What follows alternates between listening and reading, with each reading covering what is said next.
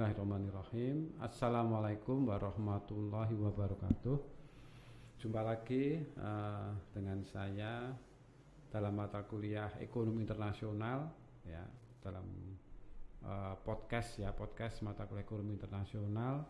Kali ini saya akan menyampaikan materi tentang teori perdagangan keuntungan komparatif, ya, atau comparative advantage, ya. Ini poin-poin bahasanya itu tentang pengertian, penjelasan dalam angka, dan analisis secara grafik. Ya, kita ke pengertian dari keuntungan komparatif, ya. Ya, jadi dalam teori perdagangan, baik keuntungan absolut maupun keuntungan komparatif ini menggunakan asumsi yang sama, ya, yang sudah dibahas dalam materi sebelumnya. Jadi asumsinya sama. Jadi kita langsung ke pengertiannya. Jadi yang dimaksud dengan keuntungan komparatif ini adalah keuntungan yang diperoleh suatu negara dari melakukan spesialisasi dalam produksi barang yang memiliki harga relatif lebih rendah daripada di negara lain. Jadi untuk menentukan atau untuk melihat keuntungan komparatif ini yang dilihat adalah harga relatif. Jadi yang harga relatifnya lebih rendah, maka itulah keuntungan komparatifnya. Ini, ya, sebagai contoh ini, ya, produksi seorang pekerja dalam setahun antara negara M dan negara N, ya, ini. Jadi untuk produksi kain dan beras. Coba perhatikan, kalau melihat tabel ini, kalau kita melihat keuntungan absolutnya, ini negara M ini memang memiliki keuntungan absolut untuk kedua macam barang tersebut, yaitu baik untuk produksi kain dan beras. Yaitu karena di negara M ini jumlah produksi kain dan beras dari seorang pekerja dalam setahun ini lebih besar semuanya dibanding negara N, ya. Maka kalau berdasarkan keuntungan absolut ini tidak akan terjadi perdagangan karena negara M, jadi keuntungan absolut ini dua-duanya dimiliki oleh negara M, baik untuk produksi kain dan beras. Tetapi kalau yang kita lihat adalah keuntungan komparatif, ini beda, ceritanya lain. Kalau keuntungan komparatif ini nanti akan terjadi perdagangan, karena dasar untuk melihat keuntungan komparatif ini adalah harga relatif yang lebih rendah. Jadi harga relatif itu harga yang dinyatakan dalam unit barang lain. Jadi baik kain dinyatakan dalam beras maupun beras dinyatakan dalam kain. Nah, maka kalau yang kita lihat keuntungan komparatif, ini negara M memiliki keuntungan komparatif untuk produksi beras, negara M. Ya, karena di negara M ini beras lebih murah daripada kain, ya. Jadi harga relatif, misalkan ini beras dinyatakan dalam kain, ya. Jadi 1 dibanding 2000 per 800 ini untuk harga relatifnya. Kalau untuk negara N ini sebaliknya, kain lebih murah dibandingkan negara M. Nah, karena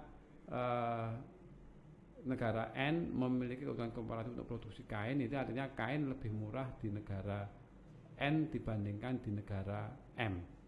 Ini, ya, nanti kita bagaimana membuat perbandingan harga relatif ini, ya, nanti sudah dibahas, ya, dalam perkuliahan, ya, ini. Maka berdasarkan keuntungan komparatif yang diperoleh atau yang dimiliki masing-masing negara, maka nanti negara tersebut akan melakukan spesialisasi, ya. Ini keuntungan komparatif. Jadi dasar penilaiannya ini dengan melihat harga relatif yang lebih rendah. Ya, sekarang kita akan lanjut ke penjelasan lebih lanjut dari keuntungan komparatif. Jadi penjelasan ini tidak berbeda dengan penjelasan dalam keuntungan absolut. Ya, cuma yang berbeda kan dalam menentukan keuntungan komparatif tadi. Ya, kalau keuntungan absolut ini yang dilihat tingkat efisiensi, kalau keuntungan komparatif yang dilihat adalah harga relatif. Ya, kemudian penjelasan lebih lanjut setelah kita mengetahui keuntungan komparatif yang dimiliki, maka nanti akan terjadi perdagangan. Ya, kita akan lihat 3 keadaan. Keadaan pertama ini sebelum perdagangan. Ya, jadi misalkan di sini antara negara Jepang dan Amerika untuk produksi mobil dan televisi. Ya, perhatikan tabel ini. Jadi berdasarkan keadaan satu ini, keadaan sebelum perdagangan, ini masing-masing negara memproduksi mobil dan televisi. Ya, berdasarkan data ini kita bisa mengetahui harga relatif di masing-masing negara. Jadi di Jepang ini harga relatif satu mobil sama dengan 60 televisi. Kemudian di Amerika satu mobil sama dengan 30 televisi. Maka dari harga relatif ini kita bisa mengetahui bahwa mobil itu lebih rendah atau lebih murah di Amerika daripada di Jepang. Maka berdasarkan harga relatif yang lebih rendah ini, kita bisa menentukan bahwa Amerika Serikat ini memiliki keuntungan komparatif untuk produksi mobil. Ya, nanti selanjutnya dia akan melakukan spesialisasi dalam produksi mobil. Kemudian sebaliknya nanti Jepang itu memiliki keuntungan komparatif dalam produksi televisi dan akan melakukan spesialisasi untuk memproduksi televisi saja. Ini. Kemudian kita lanjut ke keadaan kedua, produksi setelah spesialisasi. Di sini negara Jepang hanya memproduksi televisi, jumlah produksinya menjadi 2 kali lipat, menjadi 2.400 unit televisi. Kemudian Amerika Serikat hanya memproduksi mobil, jumlah produksinya menjadi 1.000 unit mobil, 2 kali lipat dari sebelumnya, ya, karena hanya memproduksi mobil saja. Ya, kemudian untuk kita akan lihat masuk ke keadaan 3. Keadaan 3 ini setelah perdagangan, maka nanti untuk kebutuhan mobil ini Jepang ini akan mengimpor atau membeli dari Amerika, sebaliknya Amerika nanti akan mengimpor televisi dari Jepang. Ya, kita lihat ke keadaan ketiga sekarang. Ya, pada keadaan 3 ini keadaan setelah perdagangan, untuk melihat mengisi tabel konsumsi ini, maka ditentukan dulu kurs pertukarannya dan volume transaksinya. Di sini kursnya ini satu mobil sama dengan 10 televisi. Jadi kurs pertukaran ini ditentukan berdasarkan di antara harga relatif masing-masing negara sebelum perdagangan. Ya, jadi misalnya ditentukan satu mobil sama dengan 40 televisi. Ini agar masing-masing negara nanti mendapatkan manfaat perdagangan. Ya, kemudian misalkan Amerika ingin mengimpor televisi sebesar 1.600 unit, ya, 1.600. Nah, maka dari ketentuan ini selanjutnya kita bisa mengisikan tabel ketiga ini. Nah, keadaan ketiga ini menjadi tabel konsumsi untuk mobil dan televisi baik di negara Jepang maupun di Amerika. Nah, maka di sini di Jepang ini jumlah konsumsi mobil sebesar 40 unit dan konsumsi televisi 800 unit. Ya, kemudian di Amerika menjadi untuk konsumsi mobilnya 60 unit dan 1.600 televisi.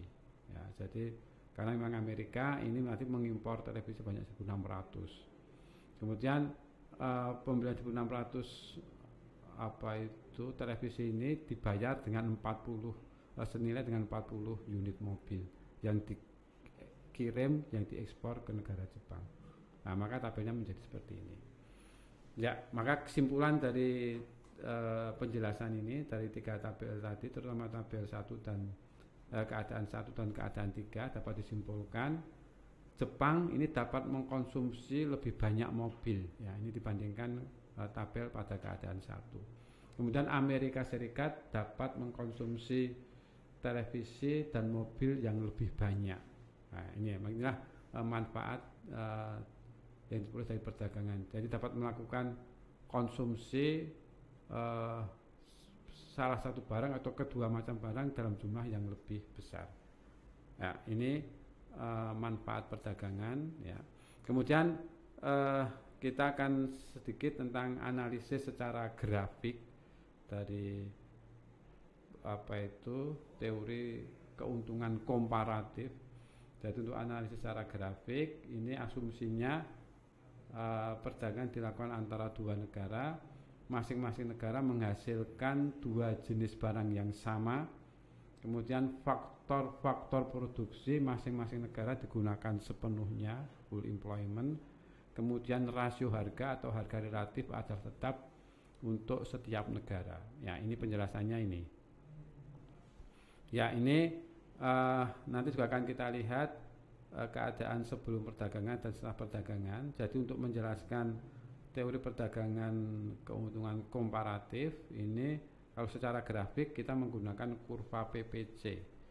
Ya, kurva PPC itu kurva kemungkinan produksi atau kepanjangan dari production possibility curve ya.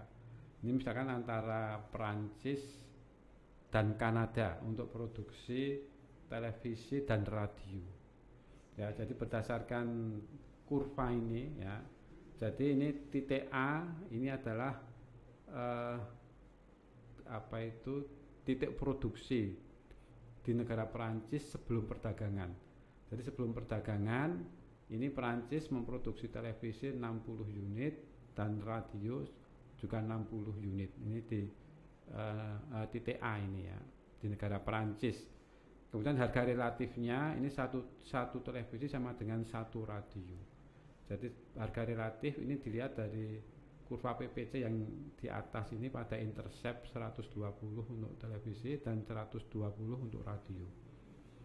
Ini kemudian di negara Kanada sama, ini di negara Kanada ini sebelum perdagangan ini tingkat produksi pada titik B. Jadi negara Kanada ini memproduksi baik televisi maupun radio sebanyak masing-masing 20 unit. Kemudian harga relatifnya satu TV sama dengan 2 radio. Ini, jadi ini artinya negara Perancis ini untuk televisi lebih murah. Ya, tadi satu TV sama dengan satu radio. Maka nanti negara Perancis ini memiliki keuntungan komparatif dalam produksi televisi dan Kanada dalam produksi radio. Ini ya. Kemudian kita lihat setelah perdagangan, ya, setelah perdagangan,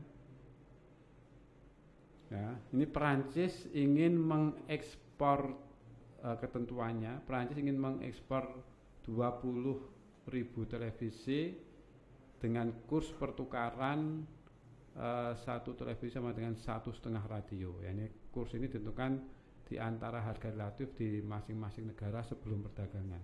Maka kita lihat kurva PPC-nya ini setelah perdagangan di negara Perancis ini kurva PPC-nya bergeser keluar. Ya, bergeser keluar.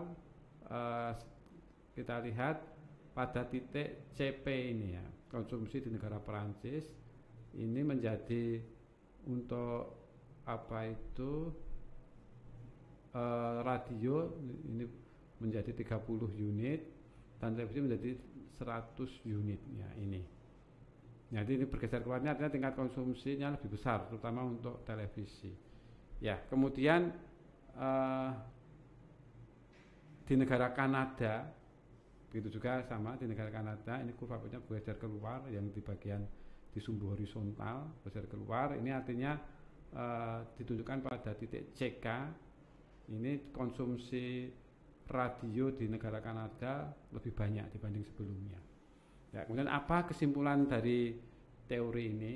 Jadi kesimpulannya adalah sebelum perdagangan ini tingkat produksi dan tingkat konsumsi masing-masing negara tadi di titik A dan titik B. Kemudian setelah spesialisasi ini tingkat produksi di masing-masing negara ada titik P dan titik K. Nah, kemudian di yang ketiga setelah perdagangan ini tingkat konsumsinya ada di titik CP dan titik CK. Ini menunjukkan tingkat konsumsi yang lebih banyak dibanding sebelum perdagangan. Ya, demikian materi tentang teori perdagangan keuntungan komparatif. Nah, nanti kita akan lanjutkan ke materi selanjutnya pada pertemuan berikutnya. Demikian saya akhiri. Wassalamualaikum warahmatullahi wabarakatuh.